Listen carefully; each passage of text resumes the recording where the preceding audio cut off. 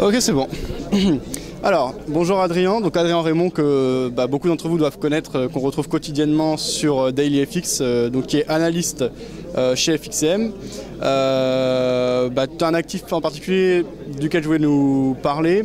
Donc je précise simplement qu'on est ici au salon du trading, donc en septembre 2012. On t'écoute Adrien. Alors j'ai effectivement un actif intéressant que je regarde de très près en ce moment. Ce n'est plus le CAC 40, l'euro-dollar qui ont fait quand même de belles performances ces dernières semaines. Je regarde notamment le dollar hongkongais contre le dollar américain. Et j'ai une stratégie que je vais probablement détailler la semaine prochaine d'ailleurs, selon laquelle je passe short sur le dollar hongkongais contre le dollar américain. Parce qu'en fait, c'est un PEG en place depuis 30 ans.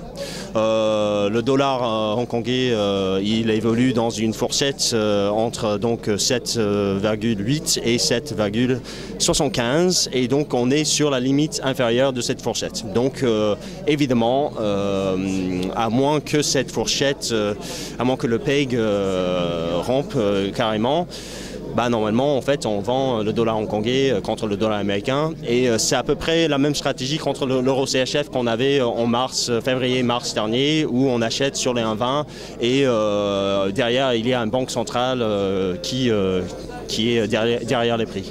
Qui soutient, d'accord. Donc c'est un seuil qui est défendu depuis combien de temps sur le dollar hongkongais? Depuis 30 ans, depuis 1983. Et en fait, le PEG, il a survécu toutes les crises entre-temps. La crise en Asie en 97, ces dernières crises.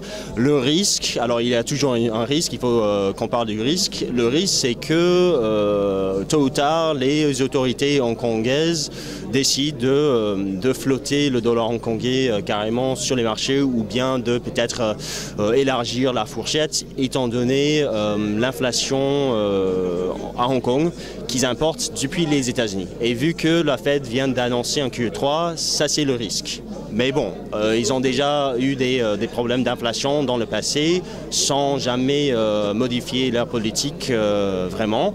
Donc j'estime que c'est une stratégie assez intéressante dans la mesure où on a un stop de protection clair et net sous les 7,74-60 on va dire. Et puis un objectif de 500 pips. Ok, donc pour toi c'est un trade qui a vraiment de bonnes probabilités. Après, comme toujours, les marchés sont chaotiques, donc on n'est jamais sûr de rien. Mais a priori, c'est un seuil qui est défendu depuis 30 ans, donc c'est pas rien, c'est pas quelque chose qui sort de nulle part. C'est un trade qui a beaucoup de probabilités avec un fort ratio gain-perte. Selon moi, oui. Je pense qu'il y a toujours un risque, il faut accepter le risque. Moi, personnellement, j'accepte le risque. J'ai étudié à peu près la politique monétaire à Hong Kong. Je pense, je connais le risque, mais c'est pour cette raison, on met un stop de protection. On a une opinion sur les marchés, voilà mon opinion, et je vais la défendre quitte à l'invalidation, jusqu'à l'invalidation. Ok, très bien.